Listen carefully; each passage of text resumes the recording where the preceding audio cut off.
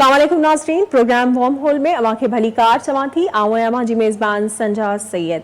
नाज़रीन, आज़ाद कश्मीर जी कानून साज़ असैम्बली जी इलेक्शन जेका 3 मरहलनि में डिवाइड कई वई हुई। इलेक्शन कैंपेन तव्हां ॾिठी ऐं उन जो जेको पहिरियों मरहलो आहे उहो कंप्लीट थी चुको आहे। पोलिंग जो जेको अमल आहे उहो ख़तम थी चुको आहे। सुबुह 8 वॻे खां वठी 5 बजे ताईं जो टाइम हुयो, जंहिंखे कलाक वधाए करे 6 बजे जो टाइम कयो वियो, जेको बिना के वक़्फ़े जारी रहियो ऐं जेका कश्मीर जी आवाम आहे पंहिंजे वोट जे हक़ जो इस्तेमालु कयो। ऐं हाणे असां ॾिसंदासीं त हिन मुहिम खे कहिड़े तरीक़े सां हलायो ऐं उन जा नतीजा छा आया। ही इलेक्शन जेका आहे मीरपुर डिवीज़न जे 13 तकनि ते ही इलेक्शन आहे ऐं जंहिंमें असांखे मूं वटि जेका डेटा आहे उन में जेको सो 6 तक कोटली ज़िले जा आहिनि ऐं 4 तक मीरपुर जा आहिनि ऐं 3 तक भंभीर जा आहिनि।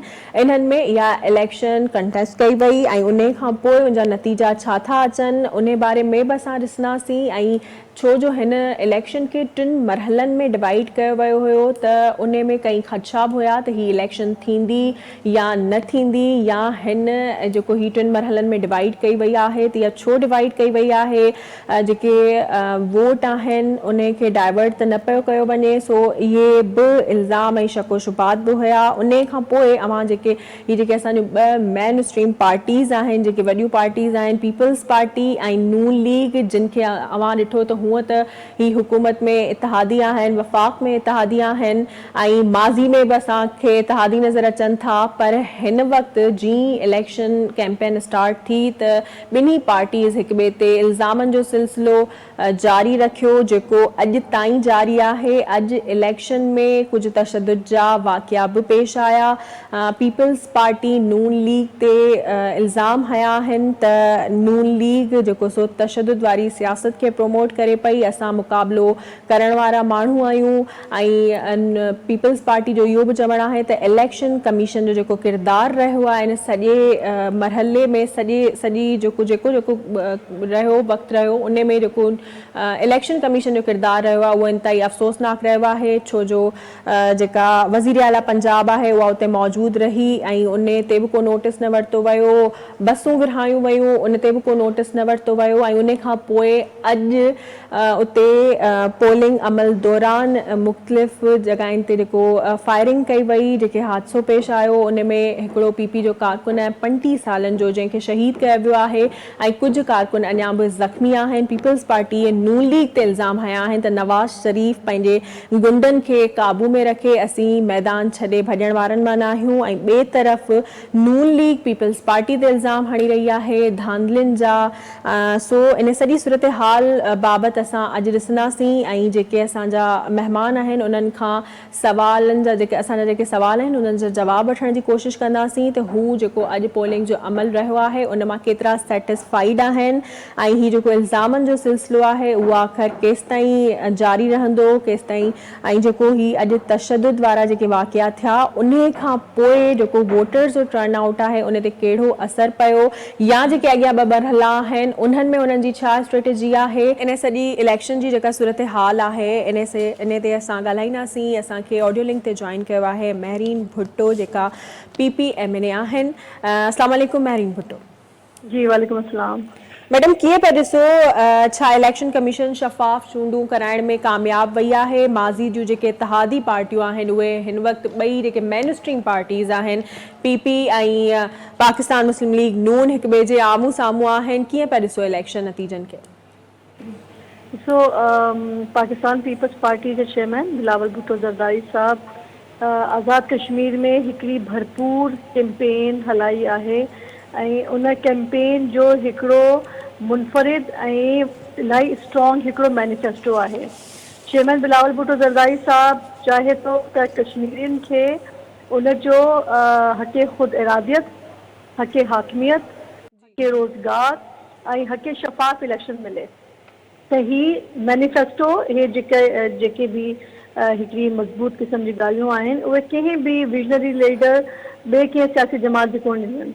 इहे सिर्फ़ु चेयरमैन बिलावल भुट्टो ज़रदारी साहब आहिनि जंहिं पंहिंजे इलेक्शन मैनिफेस्टो खे इलाही स्ट्रॉन्ग तरीक़े सां पेश कयो आहे। पाकिस्तान पीपल्स पार्टी जी हिस्ट्री में शहीद जुल्फ़िकार अली भुट्टो जहिड़े तरीक़े सां कश्मीर जो मुक़दमो इंटरनेशनल लेवल ते यूनाइटेड नेशन में हर जगह ते खयो ऐं उनखे ई वरी बेनज़ीर भुट्टो साहिबा शहीद भी फॉलो कियो ऐं चेयरमैन बिलावल भुट्टो ज़रदारी साहब भी एज अ फॉरेन मिनिस्टर जहिड़े तरीक़े सां मक़बूज़ा कश्मीर जे मुक़दमे खे अॻिते खणी हलिया उहे तारीख़ जे सुनहरी बाब में लिखियल आहे ऐं कश्मीरियुनि जो ऐं पाकिस्तान पीपल्स पार्टी जो हिकिड़ो लाज़वाल रिश्तो आहे ऐं हिकिड़ी लिगेसी हलंदी थी अचे ऐं हाणे उन लिगेसी खे अॻिते वधाईंदे चेयरमैन बिलावल भुट्टो ज़रदारी साहब चवनि था त कश्मीर आज़ाद कश्मीर में रहंदड़ नौजवाननि खे बि रोज़गार मिलणु घुरिजे उन्हनि खे पंहिंजे हक़ जो वोट ॾियण जो बि हक़ राइदगी जो बि राइट मिलणु घुरिजे ऐं कश्मीर में छा थींदो हाकिमियत कंहिंजी थींदी उहा बि उन्हनि खे मिलणु घुरिजे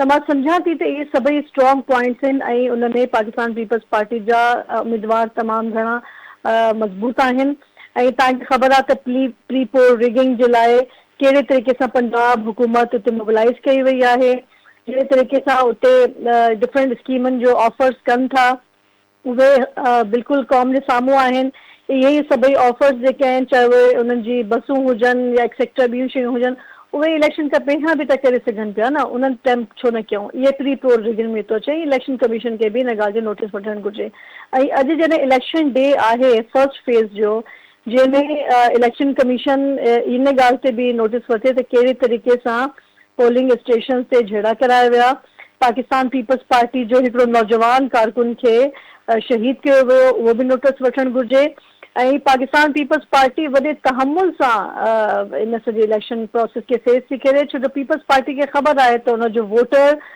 जॾहिं वो बैलेट बॉक्स में पंहिंजो वोट विझंदो त उहे सभई मंशूर सभु शयूं जेके आहिनि उन्हनि जे अॻियां हूंदियूं ऐं उहो यकीनन पीपल्स पार्टी जे चेयरमैन बिलावल जे ऐं तीर जे हक़ में वोट हूंदो त इन करे पीपल्स पार्टी ॾाढे तहमुल सां इलेक्शन कमीशन जे लॉज रूल्स खे ॾिसंदे हुनखे फॉलो कंदे इलेक्शन विड़े पई पर जेके हाराइण वारा आहिनि मुख़ालिफ़ उम्मीदवार जंहिंमें तव्हां ॾिठो त मुस्लिम लीग नवाज़ उहे बिल्कुलु हथकंडनि ते लही आया उन्हनि न के सिर्फ़ु फायरिंग कई बल्कि डिफरेंट पोलिंग स्टेशन ते ॾाढो तशदुद ऐं तमामु घणो रवैयो ख़राबु कयो ऐं घणे भाङे पोलिंग स्टेशन किथे बंदि करण जी कोशिशि कई त इहो सॼो सिलसिलो हलंदो रहियो आहे मैडम अव्हां इलेक्शन कमीशन जे किरदार ते सख़्त तनक़ीद कई आहे अव्हां जे ख़्याल में इलेक्शन कमीशन जूं कहिड़ियूं ज़िम्मेवारियूं हुयूं ऐं हू उन ज़िम्मेवारियुनि में नाकाम वई आहे ॾिसो सभिनी खां पहिरियां त इलेक्शन कमीशन खे जेको हे शहीद थियो आहे असांजो कारकुन उनजो नोटिस वठणु घुरिजे ऐं जिथे जिथे डिफरेंट वायलेशन्स थियनि टाइमिंग्स जे हवाले सां या डिले थी आहे या हाणे इन वक़्तु नतीजा अचनि पिया इलेक्शन जा ऐं इलाही स्लो इलाही घटि परसेंटेज आहे ऐं यकीनन जेको असांजो election cell Pakistan Peoples Party जी तरफ़ां ठाहियो वियो इन में डिफरेंट कंप्लेन्स जेके आहिनि उहे लिखी करे नोटिस करायो वियो ईमेल कई वयूं फैक्स कयूं वयूं त हिन शयुनि जो नोटिस वठे त candidates knows much better than me कि किथे किथे थियो पर असांखे मीडिया जे थ्रू या पंहिंजे कैंडिडेट्स जे थ्रू इलेक्शन सेल जे थ्रू डिफरेंट जॻहनि तां पोलिंग बंदि थियण जा पोलिंग डिले खुलण जा अहिड़े क़िस्म जा इतला आया वरी विच में ख़बर पई त इलेक्शन जो जेको टाइम आहे वोटिंग जो उहो कलाकु वधायो वियो त अहिड़ी क़िस्म जी सूरत हाल थी पर सभिनी खां इम्पोर्टेंट जेको असांजो कारकुन शहीद थियो आहे उनखे ज़रूरु इलेक्शन कमीशन खे नोटिस वठणु घुरिजे जेको अव्हां मैडम ज़िक्र कयो पिया त तव्हांजो जेको कारकुन शहीद थियो आहे ऐं उन खां अलावा ही पहिरीं बि जॾहिं इहो ऐलान कयो वियो इलेक्शन कमीशन जे तरफ़ां त ही जेका इलेक्शन आहे उहा 3 मरहलनि में कई वेंदी ऐं 10 अगस्त ताईं इहा इलेक्शन जारी रहंदी त ख़दशा हुया थी इलेक्शन थींदी कोन थींदी त अव्हांखे छा थो लॻे त ही जेका 3 मरहलनि में डिवाइड कई वई आहे त इहो वोटर्स खे या वोट्स खे डाइवर्ट करण जो को तरीक़ो त न आहे ॾिसो इहो हिकिड़ो शइ हाणे थी चुकी आहे हिन शेड्यूल ते तमामु सियासी जमातूं इलेक्शन विढ़नि पियूं ऐं हिकिड़ी सियासी जमात हिकिड़ो सियासी कारकुन हिकिड़ो कैंडिडेट ॾाढो विजिलेंट हूंदो आहे त हू पंहिंजे इलेक्शन डे खे प्रॉपर मैनेज करे वञे ऐं असां हमेशह इलेक्शन कमीशन ते एतबार रखियो आहे जिते असांखे ज़रूरत पवंदी जिथे असांजा ग्रीवेंस हूंदा उहो पाकिस्तान जे कानून मुताबिक़ इलेक्शन कमीशन जे जेके लॉज आहिनि उन जे मुताबिक़ असां उन्हनि खे टाइम टू टाइम उन्हनि खे ॿुधाईंदा रहंदासीं असांखे उमेद आहे त असां खटंदासीं इन करे असां पंहिंजे ग्रीवेंसिस बि ॿुधायूं था ऐं चाहियूं था त जमहूरी प्रोसेस हले और इलेक्शन थिए प्रॉपर। अच्छा मैडम, ही जेको माहौल जुड़ियो, फायरिंग कई वई ऐं तशदुद कयो वियो, जंहिंमें अव्हां जो हिकु कारकुन जेको आहे शहीद बि थी वियो ऐं कुझु ज़ख़्मी बि आहिनि जेके हॉस्पिटल में आहिनि, त इन खां पोइ जेको वोटनि जो टर्न आउट रहियो उन ते को असरु पियो? ॾिसो, इन माहौल में टर्न आउट ते इम्पैक्ट पए थो जी ऐं वो माहौल जो इलाही वॾो हिकिड़ो किरदारु हूंदो आहे ऐं असांजे कैंडिडेट त भरपूर कोशिशि कई आहे त जेके पाकिस्तान पीपल्स पार्टी जा उम्मीदवार आहिनि उन्हनि हर तरह सां, जीअं इलेक्शन डे जी मैनेजमेंट हूंदी आहे उन में पूरो अरेंजमेंट्स आहे उन्हनि जी तरफ़ां, पर हिकिड़ो ओवरऑल जेको इम्प्रेशन आहे इलेक्शन जो उनजो इम्पैक्ट थींदो पंहिंजी जॻह ते, किथे को तशदुद थिए या छा थिए। पर मां सम्झां थी त पीपल्स पार्टी जा कारकुन जेके आहिनि उहे इन्हनि शयुनि खां, तशदुद खां, शयुनि खां गुज़रण वारा न आहिनि। हर कोई पंहिंजे राय जो इज़हार कंदो, भरपूर इज़हार कंदो ऐं इंशाअल्लाह ताला हू पाकिस्तान पीपल्स पार्टी खे ई वोट ॾींदा, जेको सेकेंड फेज़ आहे ऐं थर्ड फेज़ आहे इंशाअल्लाह। जी मैडम, असां ॾिठो त ही 3 मरहलनि में आहे ऐं पहिरें मरहले में जेको कुझु थियो, जेको फायरिंग कई वई या ही जेको अफ़सोसनाक वाक़ियो पेश आयो ऐं तव्हांजो हिकिड़ो वर्कर शहीद बि थियो, त अव्हांखे छा थो लॻे त बाक़ी जेके 2 मरहला आहिनि उन ते कहिड़ो असरु पवंदो? ही जेके चूंडूं तकरारी थियूं ऐं जेके बाक़ी 2 मरहला आहिनि उन में बि ईअं ई सभु कुझु थींदो, उन ते असरु कहिड़ो पवंदो? ॾिसो, इन ॻाल्हि ते मां चयो त असां पंहिंजी तरफ़ां इलेक्शन कमीशन खे चेयरमैन बिलावल भुट्टो ज़रदारी साहब पुरज़ोर अपील कई आहे त इलेक्शन कमीशन इन शइ जो नोटिस वठे ऐं अमनो अमान जी सूरत हाल बहितर हुजे ऐं माहौल अहिड़ो हुजे जंहिंमें वोटर आज़ादी सां पाण खे महफ़ूज़ सम्झंदे पोलिंग स्टेशन ते अचनि ऐं पंहिंजो वोट कास्ट कनि। ऐं जेकॾहिं मैडम अव्हां खां पुछां त अव्हां जी नज़र में अवाम जेका आहे उहा पीपल्स पार्टी ते यकीन छो करे? ॾिसो, पाकिस्तान पीपल्स पार्टी ते इन करे यकीन करे जो पाकिस्तान पीपल्स पार्टी जो कश्मीरियुनि सां उनजे इशू सां हिकिड़ो पुराणो रिश्तो आहे। उहा लिगेसी उन्हनि जी हक़े ख़ुदि इरादियत जी, हक़े हाकमियत जी ऐं हाणे असांजे मैनिफेस्टो में हक़े रोज़गार जी इहा लिगेसी असांजी हलंदी थी अचे ऐं असां चाहियूं था त आज़ाद कश्मीर में कश्मीरियुनि खे वोट मिले। इवन की तव्हां ॾिठो त चेयरमैन बिलावल भुट्टो ज़रदारी साहब नेशनल असेंबली में जेके पंहिंजी स्पीच कई, उन स्पीच में हुननि आज़ाद कश्मीर में नेशनल असेंबली में उन्हनि जी नुमाइंदगी जी बि ॻाल्हि कई। तव्हां ॾिठो त गिलगित बल्तिस्तान जी भरपूर इलेक्शन कैंपेन हुई, उन्हनि GB जे माण्हुनि बिलावल भुट्टो ज़रदारी साहब ते, पाकिस्तान पीपल्स पार्टी ते, उन मैनिफेस्टो ते उन्हनि इतमाद कयो ऐं GB में पाकिस्तान पीपल्स पार्टी जो चीफ मिनिस्टर आहे। अव्हां जेको अॼु ते मंज़र ॾिठा ऐं जेको माहौल ॾिठो ऐं हिन बि स्क्रीन ते जेके वीडियोज़ वग़ैरह असां ॾिठियूं, असांजी नज़रुनि वटां गुज़रियूं, त अव्हांखे छा थो लॻे त माण्हुनि केतिरो एतमाद कयो आहे पाकिस्तान पीपल्स पार्टी ते? छो जो पहिरीं त इहो चयो पियो वियो त प्रोपगेट कयो पियो वियो त जेको सो केर बि ॿाहिरि न निकिरंदो घरनि मां ऐं वोट कोन कास्ट कया वेंदा। अव्हां छा ॾिठो हुते, कहिड़ो माहौल ॾिठो, केतिरा माण्हू घरनि खां ॿाहिरि निकिता, केतिरनि माण्हुनि पंहिंजे वोट जो हक़ इस्तेमालु कयो? ॾिसो, माण्हुनि पंहिंजो वोट जो हक़ इस्तेमालु कयो आहे। टर्न आउट जेको एवरेज पाकिस्तान में हूंदो आहे इलेक्शन जो ओतिरो ई आहे। लेट्स सी कि हाणे रिज़ल्ट अचनि था, टर्न आउट केतिरो बीठो जी, आहे, कीअं आहे, उहे सभु शयूं साम्हूं ईंदियूं हिकु टाइम। जेकॾहिं आउं PP हुकूमत जे बारे में पुछां त जेकॾहिं पीपल्स पार्टी उते फतेह हासिल करे थी त उन खां पोइ उनजो प्लान छा हूंदो अॻियां जेके 100 ॾींहं हूंदा उन में हू छा कंदी आज़ाद कश्मीर जी आवाम लाइ? ॾिसो, उतां जो सभिनी खां पहिरियां त तव्हां चेयरमैन बिलावल भुट्टो ज़रदारी साहब जी भरपूर तव्हां इलेक्शन कैंपेन तव्हां जी ॿुधियूं, जलसा ॿुधा। उन में हिननि 4 मैनिफेस्टो 4 शयूं ॻाल्हि कई आहे त हक़े हुक्मरानियत, जेको आज़ाद कश्मीर जा माण्हू चाहींदा त हुक्मरानी कीअं उन्हनि जी हुजे, उन्हनि जो हक़ उन्हनि खे मिलणु घुरिजे। हक़े हाकिमियत जी ॻाल्हि कई, हक़े रोज़गार जी ॻाल्हि कई आहे। हाणे पाकिस्तान में सभिनी खां वॾो मसइलो हिन वक़्तु मुल्क में रहंदड़ 65% खां वधीक नौजवान आहिनि। हाणे उन में लखीं नौजवान बेरोज़गार आहिनि ऐं रोज़गार जी उमेद सिर्फ़ु हिकिड़ी सियासी जमात आहे जंहिंजो नालो आहे पाकिस्तान पीपल्स पार्टी। नौजवान सिर्फ़ु उन में ई उमेद रखंदा आहिनि त पीपल्स पार्टी जी हुकूमत ईंदी त रोज़गार ॾींदी ऐं पाकिस्तान पीपल्स पार्टी जी हुकूमत ईंदी त पघारूं वधंदियूं, पेंशन वधंदी, मराठूं वधंदियूं। उहे सॼा वसीला पाकिस्तान पीपल्स पार्टी पहिरियां शहीद भुट्टो जे दौर में, वरी बेनज़ीर भुट्टो साहिबा जे दौर में ऐं 2008 वारे दौर में जहिड़े तरीक़े सां कामयाबी सां असां वफ़ाक़ में हुकूमतूं कयूं, त माण्हुनि जी उहे ई उमेदूं आहिनि त पीपल्स पार्टी ई तमामु मसाइल जो हल कढी सघे थी, ॿिए कंहिं सियासी जमात में कोन्हे। असां न पिया चाहियूं त माण्हुनि जे मथां पेट्रोल वधे थो त उनजो बर्डन पए, माण्हू बेरोज़गार हुजनि। तव्हां ॾिठो त बेनज़ीर भुट्टो साहिबा पंहिंजे दौर में बहितरीन मनसूबा आंदा ऐं पोइ इन खां पोइ सदर आसिफ अली ज़रदारी साहिब बेनज़ीर इनकम सपोर्ट प्रोग्राम जहिड़ा सोशल नेटवर्क जा प्रोग्राम आंदो, जंहिंमें माण्हुनि खे हिकिड़ी वॾी ख़ासि तौर ते मुल्क में रहंदड़ जेके असांजी औरतूं आहिनि जिन जी आबादी 50% ताईं आहे, उन्हनि खे हिकिड़ो प्रिविलेज मिलियो त उन्हनि खे हिकिड़ी इनकम सपोर्ट थी आहे, सपोर्ट आहे। उन जी खां पोइ उन सां गॾोगॾु उन BISP में नशोनुमा प्रोग्राम जेके मदर थियनि थियूं उन्हनि जी लाइ सपोर्ट आहे, उन सां गॾु उन्हनि जे लाइ स्किल डेवलपमेंट जे लाइ ऐं इन सां गॾोगॾु उन में BISP रोज़गार प्रोग्राम, इहे सभई प्रोग्राम जेके ॾिना आहिनि। पीपल्स पार्टी हिकु विजनरी पार्टी आहे, they have so many plans के असां कहिड़े तरीक़े सां नौजवाननि जे मसइलनि खे हल करे सघूं था, हारियुनि जे मसइलनि खे हल करे सघूं था। त सिंध में ॾिठो त हारी कार्ड, नौजवाननि जे लाइ कार्ड, मज़दूर कार्ड, BISP जे तरीक़े सां हिकिड़ो ॿियो असांजो कार्ड आहे सिंध में। ऐं तव्हां ॾिठो डेवलपमेंट जो वॾो नेटवर्क 2022 जे बोर्ड खां पोइ चेयरमैन बिलावल भुट्टो ज़रदारी साहिबु वाहिद लीडर हुयो जंहिं चयो त मां इहे अझा जिन जा रही विया उहो ठाराए ॾींदसि ऐं 21 लख घरनि जो ऐलान कयूं। अॼु तव्हां ॾिसो त उहे क्लाइमेट रिज़िलियंट जी कमरा जेके आहिनि उहे तव्हांखे जॻह जॻह ते नज़र ईंदा। त उहे घर अॼु माण्हुनि खे अझा मिलनि पिया ऐं माण्हू अदड़ियूं ख़ुशि थियनि थियूं, बल्कि उहे घर उन न्याणी जे नाले ते औरत जे नाले ते कयो। त अहिड़ा विजनरी प्रोग्राम्स त किथे बि कोन्हनि के।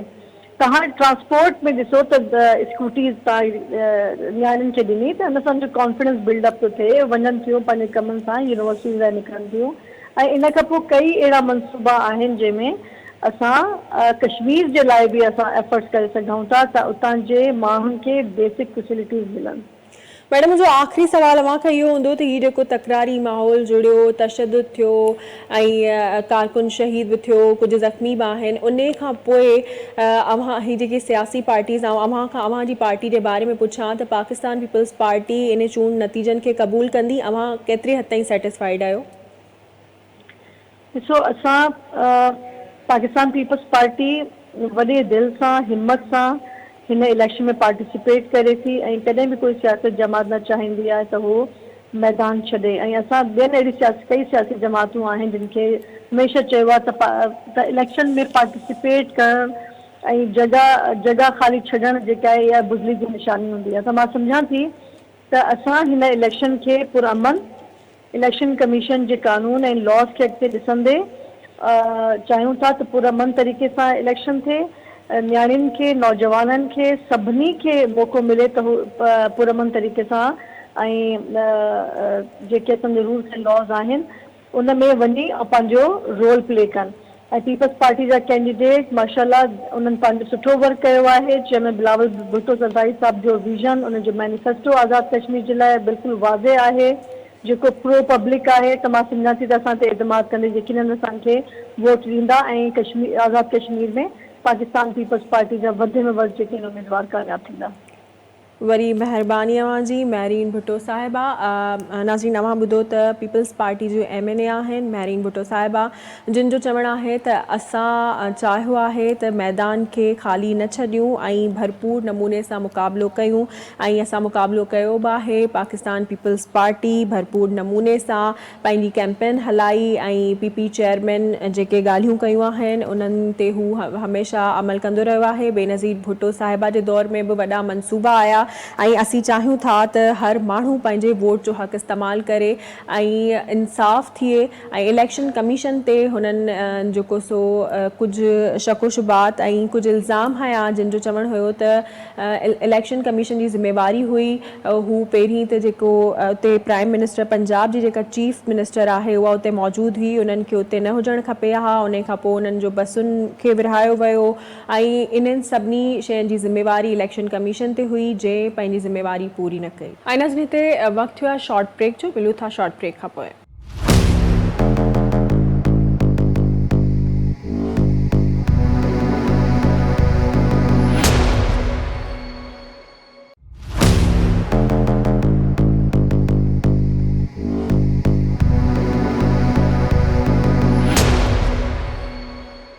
वेलकम बैक नाज़रीन। प्रोग्राम जो सिलसिलो जारी है हिन वक्त असां सां ऑडियो कॉल ते मौजूद आहिनि नून लीग जा अॻवान आहिनि अरबाब ख़िज़र हयात। उन्हनि खां पुछंदासीं त उन्हनि जो छा चवणु आहे ऐं उन्हनि छा ॾिठो। अस्सलाम वालेकुम सर।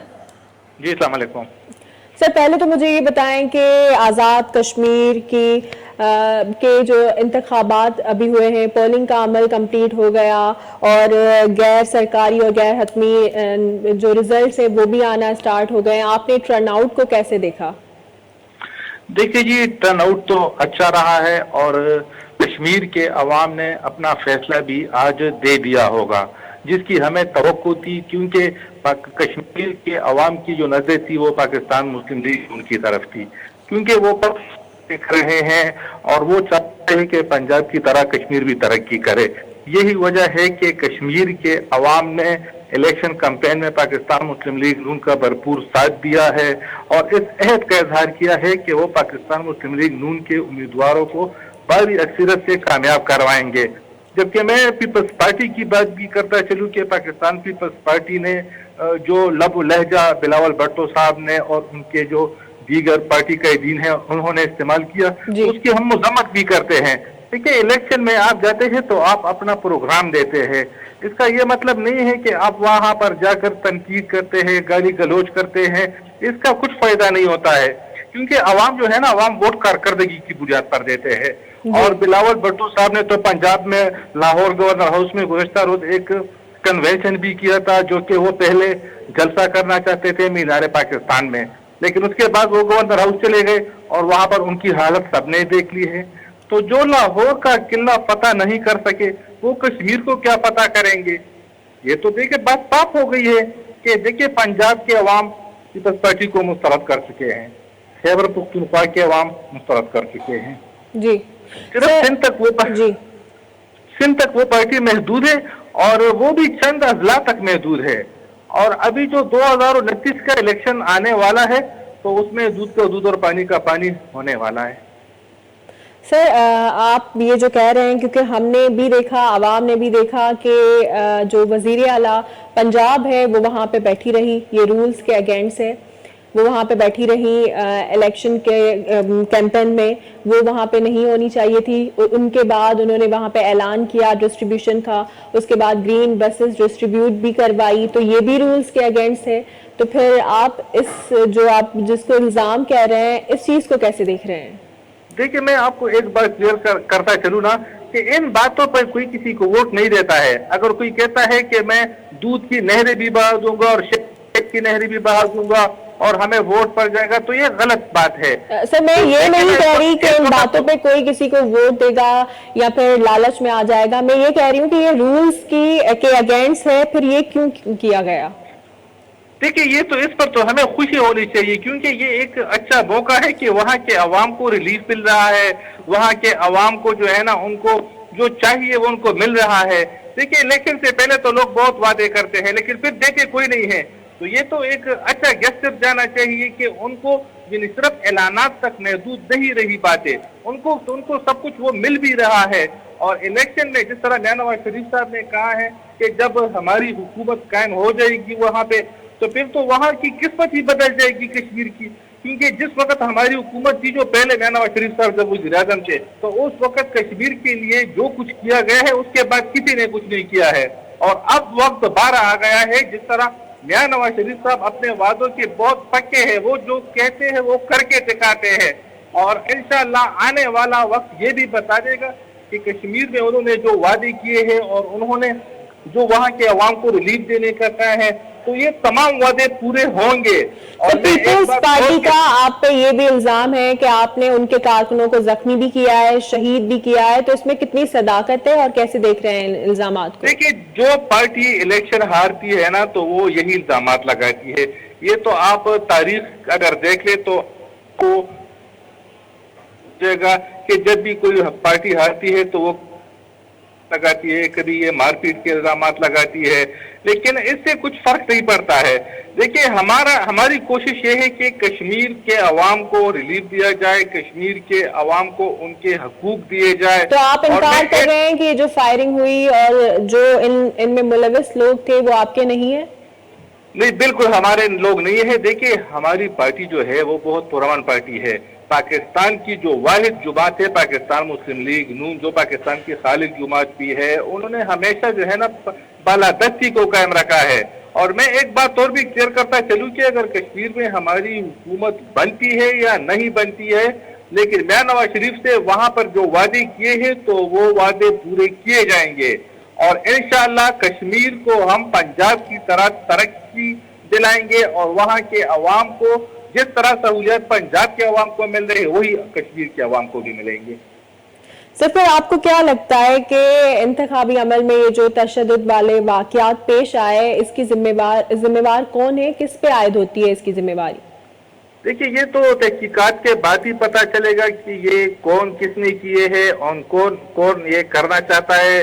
क्योंकि हम तो देखे ना, हम तो इलेक्शन जीत रहे, तो जो इलेक्शन जीतता है तो वो तो कभी भी ना फायरिंग करेगा, ना वो कोई तशद्दुद वाकयात करेंगे, ना वो कोई ऐसे इक़दाम उठाएंगे कि जिससे इलेक्शन पर वो असर पड़े। और इसीलिए देखे ना तो हम आज आपने क्या देखा कि आज इस वाकयात के बाद क्या वोटर्स पे, टर्नआउट पे जो क्या असर पड़ा, और आगे भी 2 मरहल अभी बाकी हैं, तो आपको क्या लगता है, क्या एक्सपेक्टेशंस हैं, अगर इस तरह के वाकयात दोबारा होते हैं तो क्या असर पड़ेगा? देखिए, मेरे ख्याल में इस तरह के वाकयात दोबारा नहीं होंगे, क्योंकि आज जो कुछ हुआ है तो इसलिए आइंदा जो 2 मरहले होने वाले हैं तो उसमें सिक्योरिटी इंतजाम भी मुकम्मल होंगे। पोलिंग स्टेशन पर भी बाकायदा तौर पर शायद आज नफरी कुछ पुलिस स्टेशन पर कम हो तो उनको दोगुना कर दिया जाएगा। और कोशिश की जाएगी कि इंतखाबात हर तरीके से पुरअमन हो जाए, क्योंकि पुरअमन इंतखाबात देखिए ना, यही वो जो है ना असल हल यही है कि इंतखाबात पुरअमन हो। हार जीत तो होती रही है, एक पार्टी हारेगी दूसरी जीतेगी, लेकिन सबसे ज्यादा हमें वहां के अवाम की जानों की फिक्र है। और हम चाहते हैं कि कोई खून खराबा ना हो, कोई एक बंदा भी जो है ना वो उसमें शहीद ना हो या कोई ऐसे वाकयात हो जाए जिससे कोई जख्मी हो जाए। तो ऐसा इंशाल्लाह दूसरे जो 2 मरहले में ऐसा अभी इसके बाद कोई वो नजर नहीं आएगा। अगर मैं आपसे पूछूं कि मुस्लिम लीग नून अगर जीत जाती है तो उनके अगले जो 100 दिन होंगे उनकी क्या स्ट्रेटेजी है, क्या प्लान्स हैं आजाद कश्मीर की आवाम के लिए? ठीक है कि आपने एक बात कही कि अगर मुस्लिम लीग जीत जाती है, मैं तो अभी से कह देता हूँ कि मुस्लिम लीग नून जीत चुकी है। चले, ये तो हम आपको मुबारकबाद देंगे, मगर अगर जीत जाती है, क्योंकि अभी तक रिजल्ट्स नहीं आए, तो फिर उसके बाद क्या होगा, क्या प्लान्स हैं आपके पास? देखिए, कैंपेन जो वहां पे हुआ है तो देखिए कैंपेन से जो है ना वो सब वाज़ेह हो जाता है। और हमें ये साफ नजर आ रहा है कि मुस्लिम लीग नून के उम्मीदवार भारी अक्सरियत से कामयाब होंगे।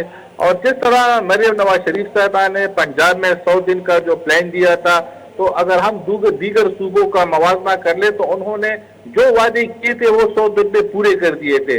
तो इसी तरह कश्मीर में भी जो सबसे पहला मरहला है वो अमन कायम करना है। तो सबसे पहले वहां पर अमन कायम होगा, उसके बाद ये तरक्याती काम और ये सब कुछ तो चलता रहेगा। तो मैं आपसे अगर पूछूं कि आप आज के पोलिंग का जो अमल था उससे सेटिस्फाइड है? अब तक तो जो हमें जो इतलात मौसूल हुई है तो उससे तो हम मुतमईन हैं।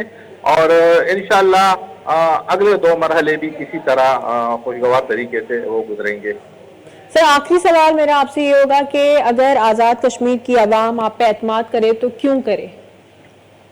देखिए, मैंने तो आपको पहले भी बताया कि वो कारकर्दगी की बुनियाद पर करेंगे। और इससे पहले जो यहाँ पर हमारी हुकूमतें गुजरी है तो कश्मीर के अवाम को पता है कि वहाँ के अवाम के लिए पाकिस्तान मुस्लिम लीग नून ने और मियां नवाज शरीफ साहब ने जो कुछ किया है वो किसी से ढका छुपा नहीं है। और इस बार भी जो हम पे एतमाद वो कर रहे हैं तो वो अब हमारी कारकर्दगी की बुनियाद पर, जो हमारी पिछली कारकर्दगी है उसकी बुनियाद पर करेंगे और इंशाअल्लाह फतह हक की होगी। मेहरबानी। जी नाज़रीन, अरबाब खिज़र हयात नून लीग अगवाणा आहिनि जेके असां सां गॾु हुया, जिन पंहिंजे ख़्यालनि जो इज़हार कयो, जिन जो चवणु हुयो त हमेशा सच ऐं हक़ जी फतह थींदी आहे ऐं मूंखे इहो यकीन आहे त नून लीग ई खटींदी ऐं जेकॾहिं नून लीग खटे थी त जेको सो हुननि अॻे बि पाकिस्तान लाहौर लाइ घणो कुझु कयो आहे ऐं आज़ाद कश्मीर लाइ बि उहे ई प्लान्स आहिनि उन्हनि जा। अॼु जे ॿिन्ही महिमाननि जे ख़्यालनि जा इज़हार अवां ॿुधा ऐं उन्हनि पंहिंजी पंहिंजी पार्टीज़ खे डिफेंड कयो ऐं जेके स्ट्रेटजीज़ आहिनि उन जे बारे में ॿुधायो त उन्हनि जो अॻियां जो छा आहे ऐं जेके अॻियां जा ॿ मरहला आहिनि अॻियां बि त उन्हनि मां हू केतिरा सेटिस्फाइड आहिनि अवां उन्हनि जूं ॻाल्हियूं ॿुधियूं ऐं अॼु ताईं जेको कुझु बि थियो अवां सभु कुझु ॾिठो। अॼु लाइ एतिरो ई, मूंखे ॾींदा इजाज़त। अल्लाह निगहबान।